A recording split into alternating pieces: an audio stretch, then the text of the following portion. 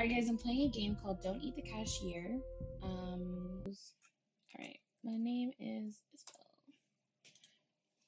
Yes, that's my name, Isabel.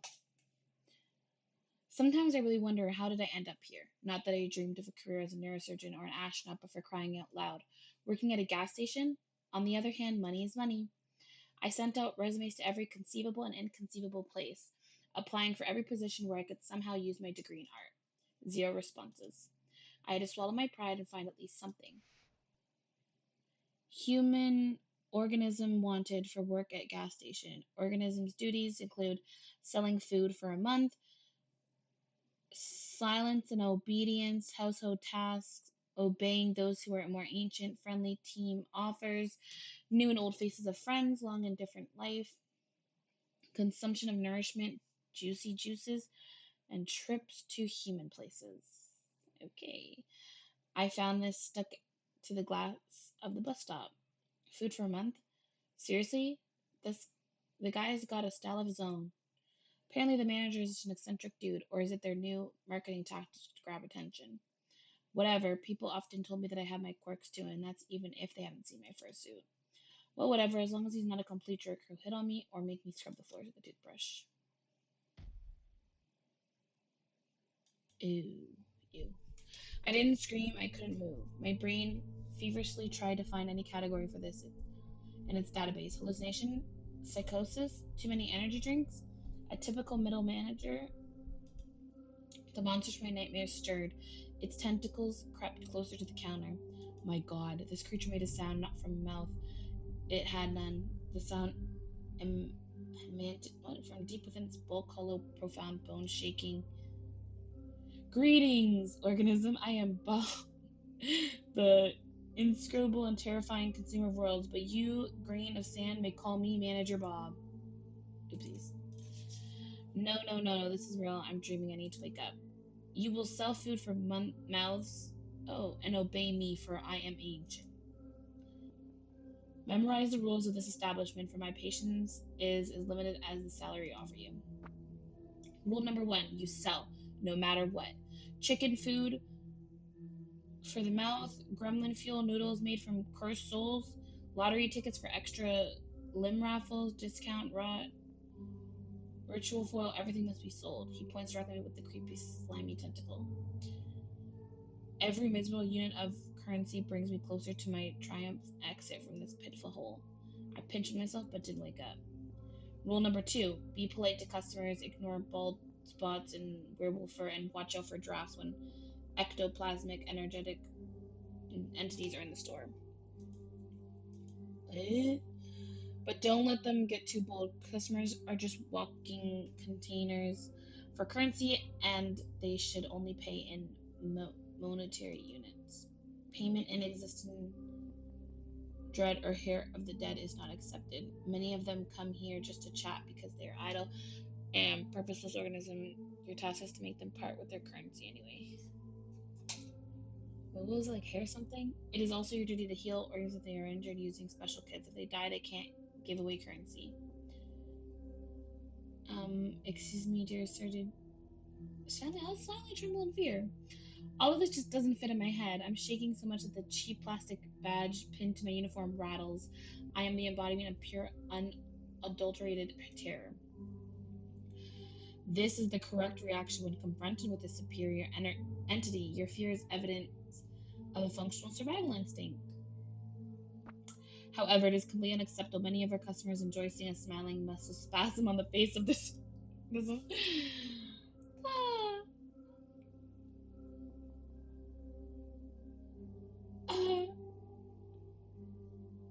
uh, I don't know. Burst? Tears? No, I gather all the remaining motor control that isn't currently engaged in convulsions. Then I take a shaky breath and attempt to smile. The corners of my mouth twitch up, but not in sync. I can feel one side higher than the other. Acceptable. This is a bit distracting, but the main muscle groups are activated in the correct configuration. You have successfully created a smile. Maintain this configuration in all customer interactions. He sent his jar in front of me on the counter.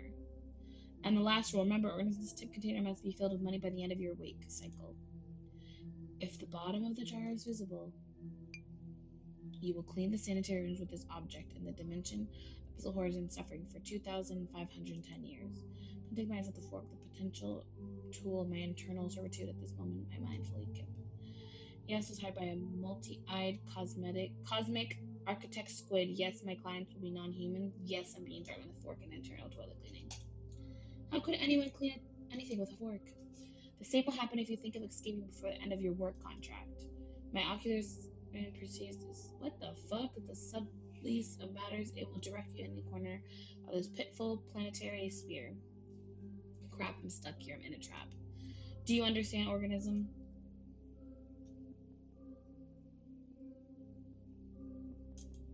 Yes, sir.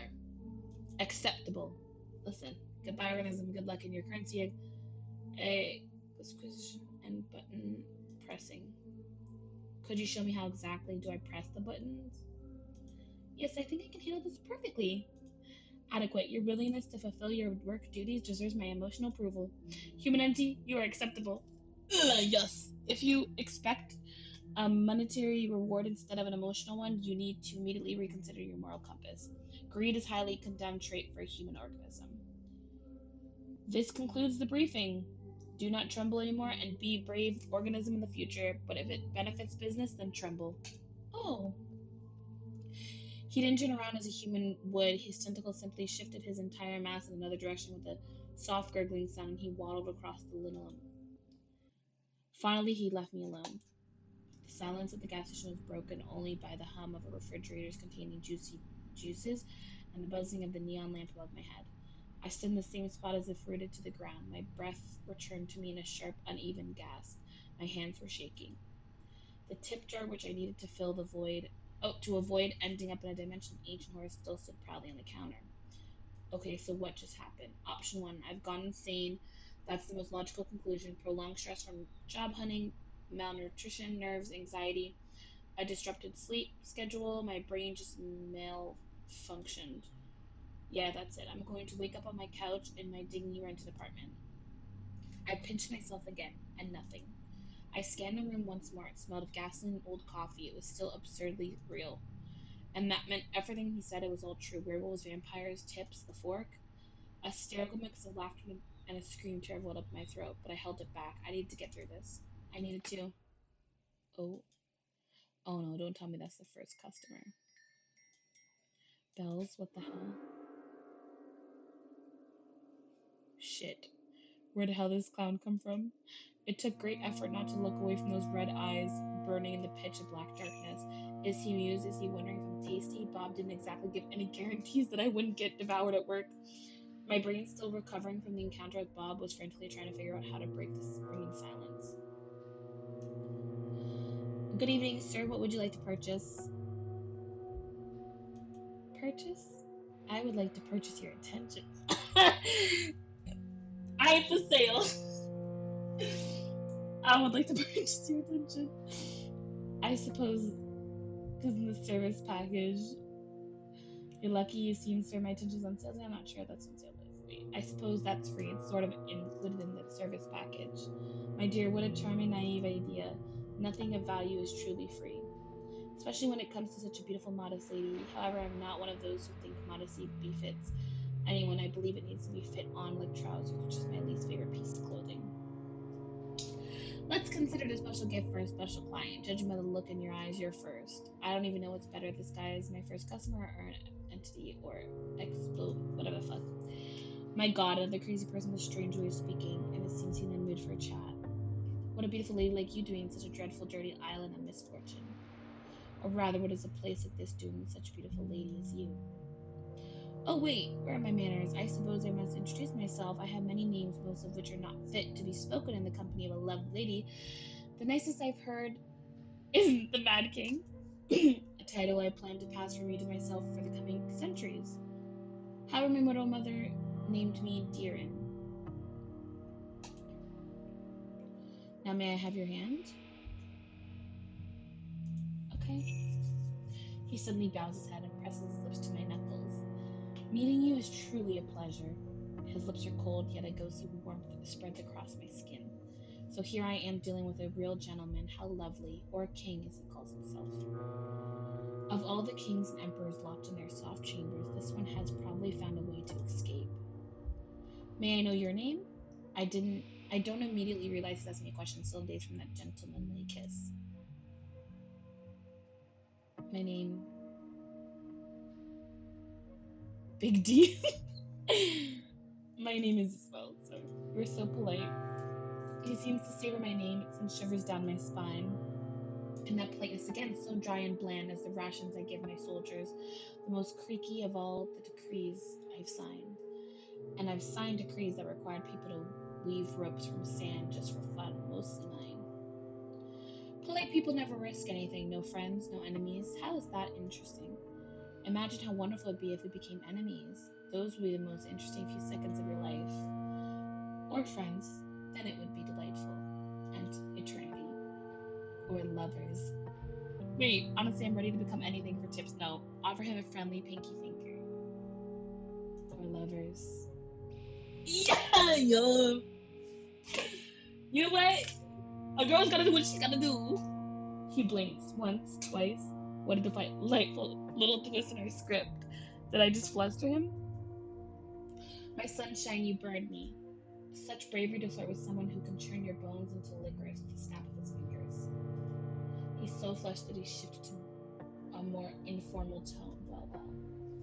I feel like my brain is turning to jelly. And I don't understand when we'll finally get to the point. Maybe I was just spoiled by all those mangas about sinister, tragic monsters. Though my only tragic thing about the client is so far as tragic molested by my discount rot. Let's finally get to the purpose of my visit. Finally, it's completely unknown to me. Oh, for crying out loud! There's nothing interesting in the assortment of this pathetic shack except you. So I'm buying your time. Let's have dinner. I'm sure you must be hungry. Oh no. Allow me to create more of a pleasant atmosphere for us. Uh, what? Praise the goat mother? This does not look appealing at all. I'm shivering from a gust of icy wind. He just teleported half of my gas station to a radioactive dump, or a radioactive dump to my gas station. And the jar is gone. My freaking jar. What a wonderful place for dinner. No.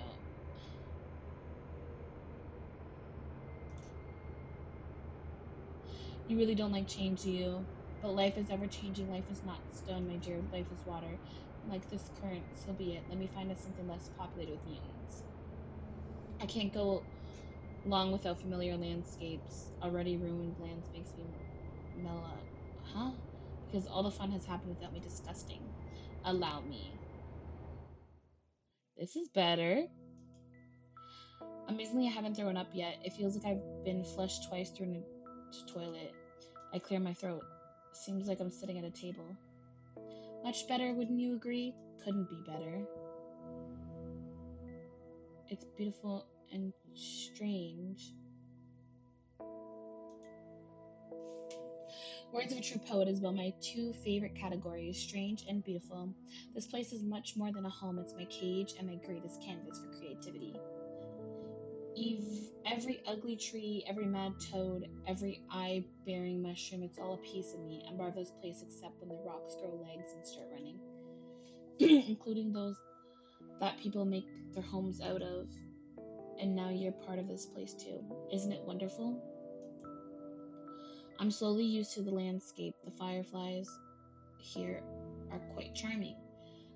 But it better be without the frog with a human face. The frog notices me too. My god, look. Lets out a sad croak and then looks at me with an expression of deep existential despair. Who is that? That's Lori, one of my bravest souls who dare to challenge my authority, my dear friend, who once walked the path of adventure. However, he didn't foresee the possibility of being turned into a frog on a whim. He even tried to wield a sword with his tiny froggy legs, fought to the end, a true warrior. Now, however, his foes are mosquitoes and bigger frogs. Tell me, dear, does he bother you, his little froggy crisis? I mean, Is it ruining the ambience? He looks at me with an interested expression.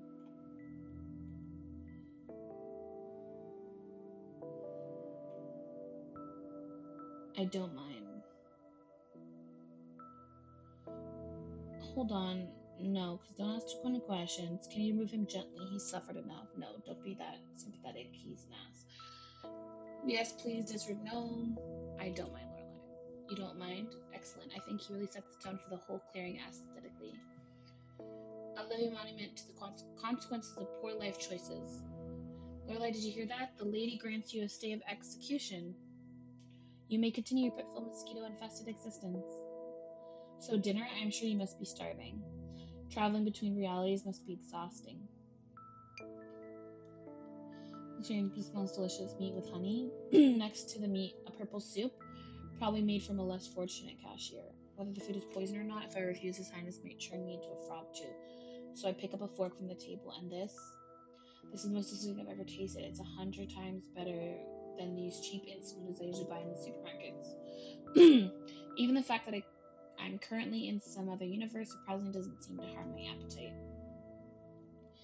It seems you enjoy our cuisine. My chefs have always managed to cook well on those occasions when I noticed it. I assure you won't regret this dinner, at least not for the first half hour. After the meal, are you doing all of this?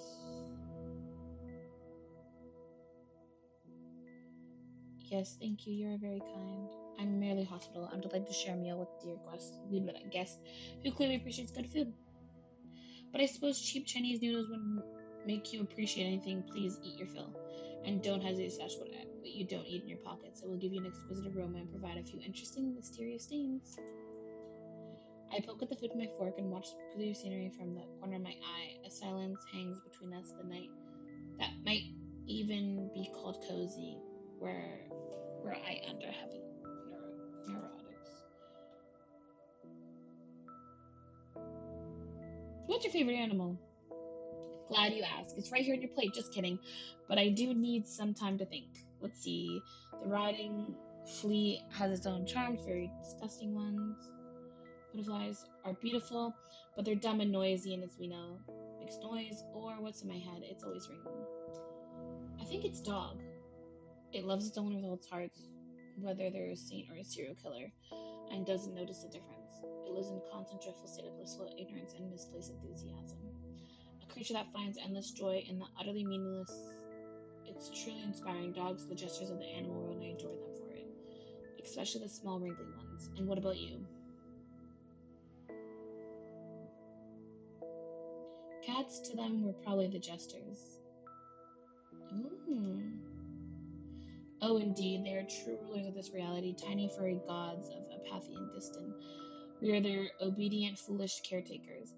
But I've been lucky enough to escape their tyranny, and instead enjoy my own and feed those around me. I return to my meal. Just as I in the bed, I hear His Highness's voice. By the way, how does the meat taste?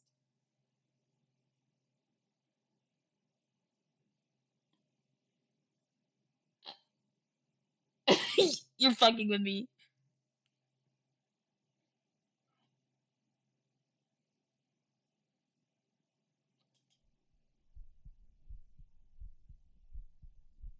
My fork freezes halfway.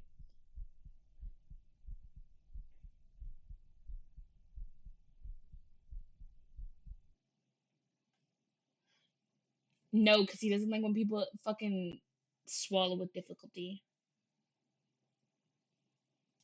Yes, thank you, quite tender.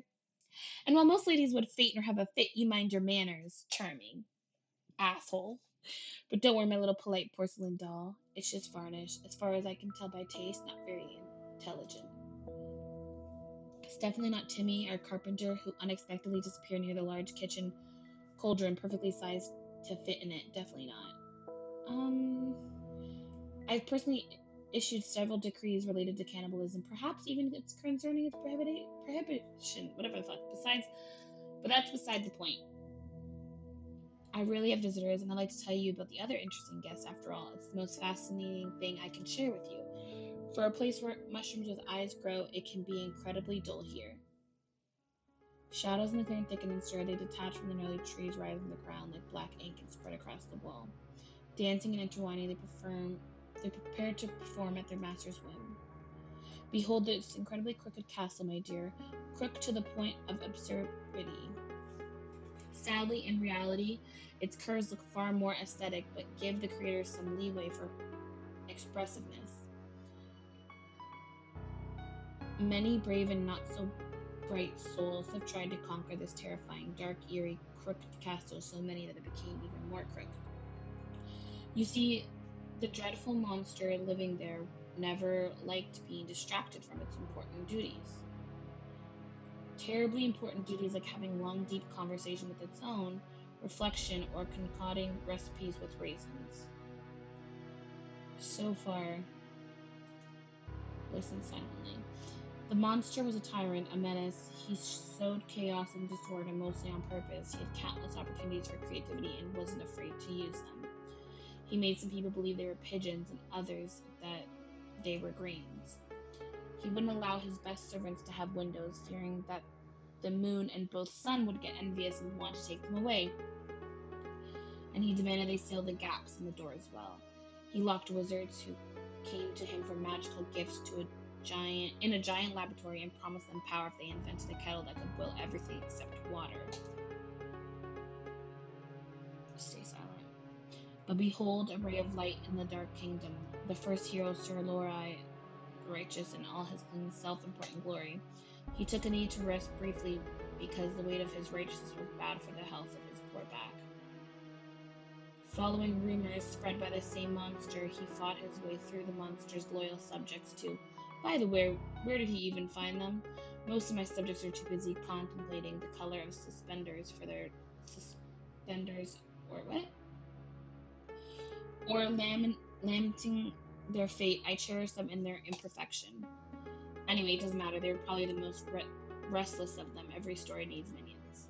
In any case, our hero descended into the grotto of despair, the grotto of tentacles. Imagine the most sinister name you could conjure.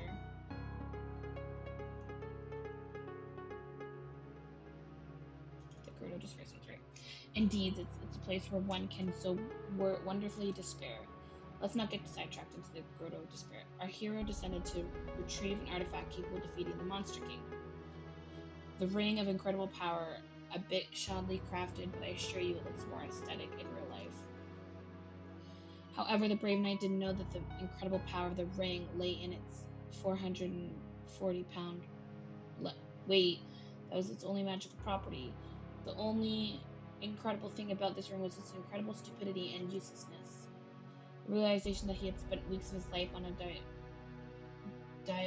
divinely heavy paperweight, and the sudden crushing thought that he should have become a baker instead of a hero just to get some sleep. Well, it broke his poor noble mind, not that his mind was even intended for serious burdens. Not meaning wait, continue. So the knight perished. But then along came Elmer Eagle-Eyed. They say he earned his nickname by escaping from an enemy fortress. On the third day of his captivity, he noticed that his prince cell was lacking the fourth wall. An archer of legendary skill who tried to kill me with a precise shot constantly during breakfast, while bathing at balls, during sleep, and even while I was devising a plan to get rid of him. The audacity. I hate just killing them. Turning them into madmen is much more fun. And I bestowed a little curse upon the little elf as well. I made it so that every time he drew his bowstring, he'd hear the most annoying melody to his ears. Elmer was a terrible racist, hated dwarves, so naturally the melody became the national anthem of the dwarves, played in a lute by bagpipe orchestra. The pure rage it provoked derailed his aim every time. Eventually, he stormed the castle, dropped his bow, and begged for a job at my court in exchange for changing the song to anything else. He was desperate, and I was a villain. Everything aligned incredibly well. Now he's my royal huntsman. The dwarf march is replaced with a lively elven sea shanty, and let no one dare accuse me of being cash and heartless. Now he's a salary, good food, clothing, entertainment, and a full guarantee of non-dismemberment. You missed the opportunity to change his story. A happy ending, right? For me, absolutely. I've had such a good hunter in my life. I never quite figured out where he gets all those species of animals, but no matter. And finally, the witch, in a classic giant that under which you could easily fit another witch. She tried a different approach, seduction. She attempted to charm me to gain my trust, to become my spouse, a fatal miscalculation. She didn't consider the fact that I have never trusted big hats, or people, especially when both come hand in hand. And those who wear suspenders and a belt at the same time, a person who doesn't even trust their own pants certainly doesn't earn the trust of His Highness. Then again, I don't trust His Highness either. I don't trust myself, especially the left side of my brain, especially on Thursdays. But back to hats.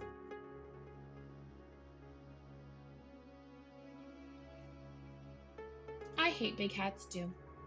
You are my kindred spirit. Those hats are so pretentious, so self assured. They block the view, get stuck in doorways, and always hint that the wearer is compensating for something. Usually like a magical talent or a pitiful personality, and that's a good day. You, my dears, will have impeccable taste in headwear and consequently in everything else is a scientifically proven fact.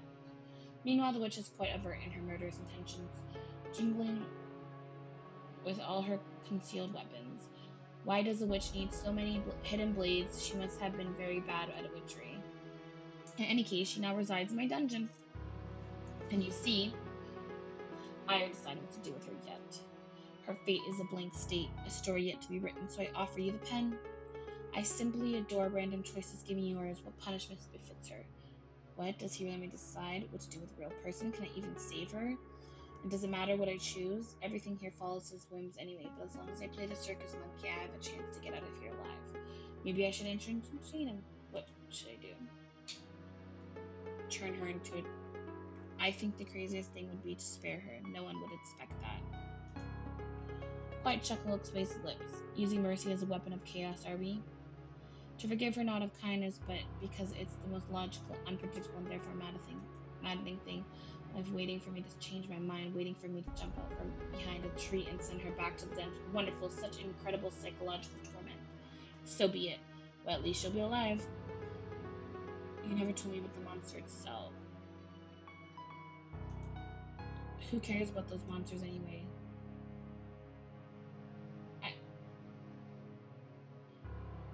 Never mind. The shadow finally dissolved into nothingness. I just crave someone for a terrifying fate at the hands of a madman. I feel a certain pride it will be pleasant addition to the horror I've felt for the past hour. I'm afraid royal duties await me. Our time is up. I shall send you back as well. I rise from the chair. I squeeze my eyes shut. The light is blinding, even with my eyes closed, so unusual after all this darkness. The jar is empty. The jerk didn't leave me any tips. He nearly drove me crazy and didn't even leave money. Greetings, Orno. How's your work progressing? I see the first interaction. Failed. Report immediately how did this happen, organism. The client tried to pay with existential dread, and yes, the particular exchange rate is terrible, and it's very difficult to deposit into always too many complications. So it's also your task to from this method of payment and make them pay with regular currency. Continue working. I leave in extreme displeasure with you, and I hasten to remind you of the threat of punishment again. You don't have many chances left to fill this jar before the end of your wake cycle. Good morning, your tentacles shine particularly beautiful at this time of day. Don't even try to use flattery to distract me from your butt competence. I'm bearing on your money from a paying client. However, it is noted. Thank you. Goodbye. He slaps across the floor to his office. It's a deep sensation. One moment I'm gonna donate. I'm perfectly mad god. Next, I'm being scolded by a multi-eyed tentacle monster. Maybe they're all just my hallucinations. Alright. Some parts of me enjoying these mad adventures. God care my bills, my noodles, my arguments, mad adventures. And now I have to deal with that in this monster town. My boss's office. Per bills, unacceptable large numbers. And that is where I'm going to end it here.